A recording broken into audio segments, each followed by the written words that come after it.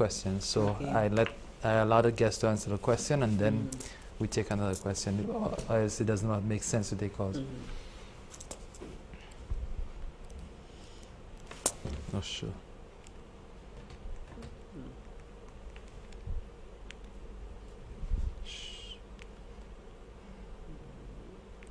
Yes, sir.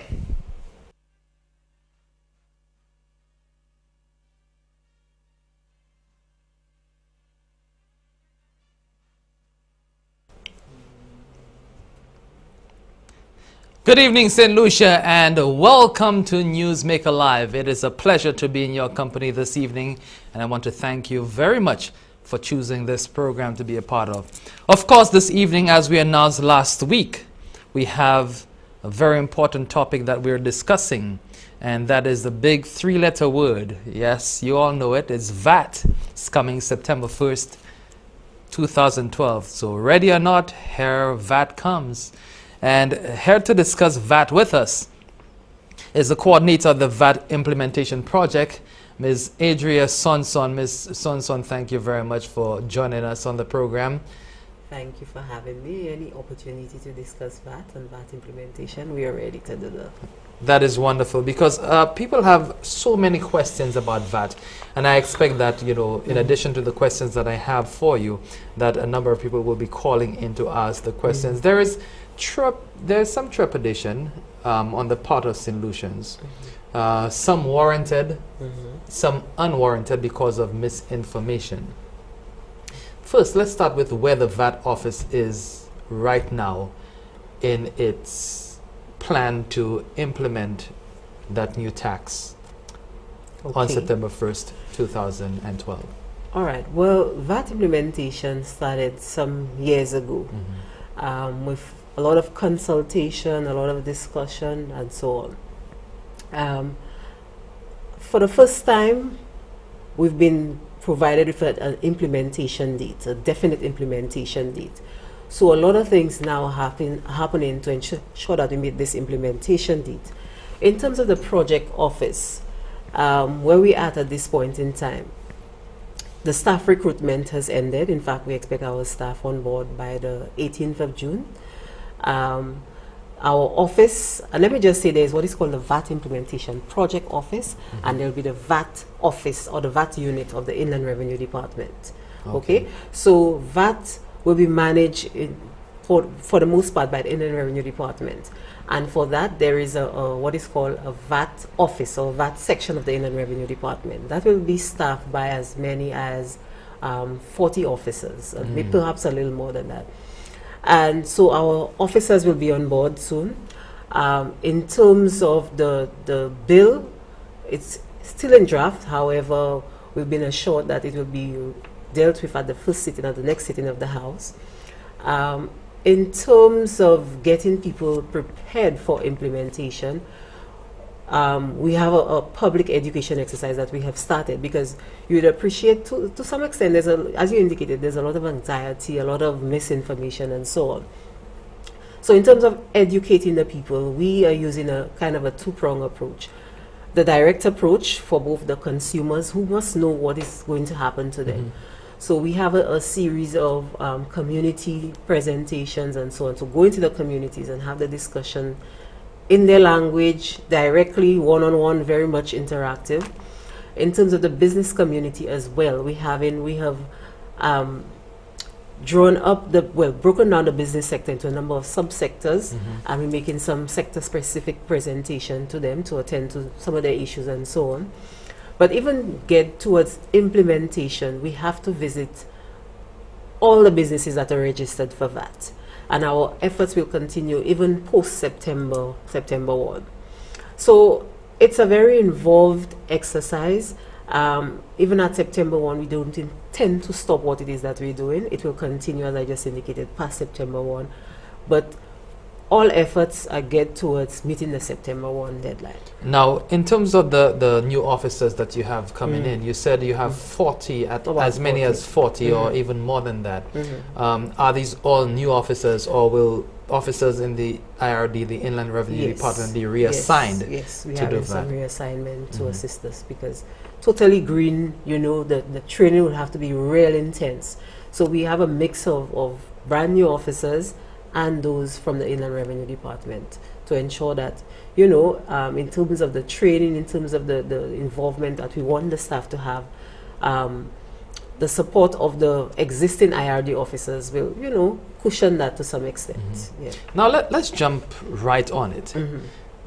What do St. Lucians really need to know about VAT? What is the main message about VAT that St. Lucians need to know, that needs to be communicated to them so that they can be prepared both psychologically and economically to take on VAT? Okay, well, we say VAT is a tax on consumption, and it is more visible than taxes, well, what is now the consumption tax. In terms of the ordinary person, now we will see the tax you've actually paid. So for instance, you buy an item at a supermarket, you will see the item's price before VAT and inclusive of VAT.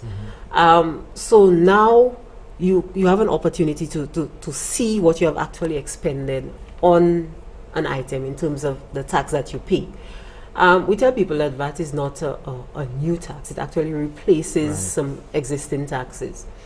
Consumption tax is the most apparent in that it's been there for the longest while. It's taxed on goods. With the VAT, it also includes services. It will be taxed on goods and services. So that's where the newness to some extent comes in. Generally, people have been asking, so what about the prices of goods? More than anything else to the consumer, that is an issue. The price, will the price go up, will the price go down, and whatever it is. So we need to address that, and as honestly as possible. Okay. For VAT replaces, one of the taxes it replaces the consumption tax. And the rates of consumption tax, we know, vary from 0 to 45%. All right? And that, the VAT will have some impact on the price of the goods. But as to what exactly it is, we need to say to our consumers. Okay, there are those goods that would have suffered a consumption tax of around, let's say, 35% down to maybe a 16%, if there is such a rate as 16%. All right? People are expecting that the prices of goods, of these goods, to come down. Other things being equal. Right, but I mean, in terms of those items, what specific items would attract a tax of, say, 35%? What kinds of items? Electronics. Okay. Electronics is, you know. So we are telling people that other things being equal, and that statement was we needed, we expect the prices of these goods to come down to some extent. Those that are less than the 15% that are currently attract the consumption tax of less than 15%, we expect some upward movement, other things being equal. But we have to make the statement that it's a business decision. In fact, some business people have taken us up on that. That's really a business decision as to what price you charge for your good, especially if it's not a price control item. All right? That being said, it's not leeway for, because what we have realized that in some countries, once the VAT has been implemented, some persons use it as an opportunity to raise prices and so on, you know. But so that being said about it's a business decision, we don't expect to see prices to rise considerably, you know. In fact, what we are saying to people, we are going to be providing information to the consumers to see the impact of the VAT. Already we have a list of items from as far back as 2000 and let's say late 2011, and so we're monitoring the prices. So we have the prices from back then up until now, and we'll be publishing those prices so people could see the movement of the prices before VAT and after VAT, and make their summation as to what exactly has happened. And that is before, you know, businesses or business owners decide to adjust the price of their goods. Yes. So in terms of prices, we expect some movements in the prices. Already there are some goods on island that have attracted a consumption tax of whatever rates. Okay, these items come September 1 will also attract a VAT. So in that regard, we expect again these prices to go up to some extent. Again, now explain that. Sorry, let me bring it back, because you're saying that certain items attracted a consumption have already attracted a consumption tax. But Wouldn't the consumption tax be removed? No, because under the consumption tax, current consumption tax regime, you pay the consumption tax, and it's included in it's embedded in the price of your goods. Oh, I see. So that is product that is already here. Yes. Okay. So they're already on island. They're already on island. They will be on island, and they will be on shelves come September 1. Okay. So once the VAT kick in, you have to apply the 15% to the price to the value of these goods. And anyway, so to some extent, we expect the prices of these goods to go up. So honestly speaking, we're saying to the taxpayers, they should see some upward movement. We would expect as well, other things being equal, there'll be some downward movement in the prices. Okay. However, for whatever price movement, because of the existing consumption tax, we don't expect the prices, if there are increases, for the increases to be sustained over the long run. So we expect once these stocks are moved out and they're replaced by new stock, that will only attract the VAT, we expect to see some downward movement in the prices. Okay. Another thing that we're doing to ensure that you don't have that kind of, that we don't have inventory attracting both VAT and the consumption tax, is that 2 months before implementation and 1 month post-implementation, what we're allowing is for free storage on the ports. So when the goods come, they remain on the port until the importer actually needs to put them on the shelf. Okay, so you only take from what you have imported what you need. Okay. Okay. As well, there's with the help of customs and excise. Well, customs will be administering that and monitoring that.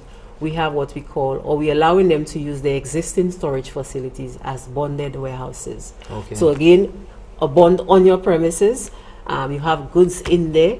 Only when you want to move them out, to put them on the shelf, that you would do so, and then you pay the necessary tax if you have to. Now that is very interesting information. I'm sure that all solutions are glued to this because they need to know how this operates. But we're due for a break right now, so we'll do that. We'll take a quick break. We're speaking here with Miss Adria Sonson. She is the coordinator of the VAT Implementation Office, and she is describing how the VAT will be implemented come September 1st, 2012. Stay with us. Newsmaker Live continues right after this.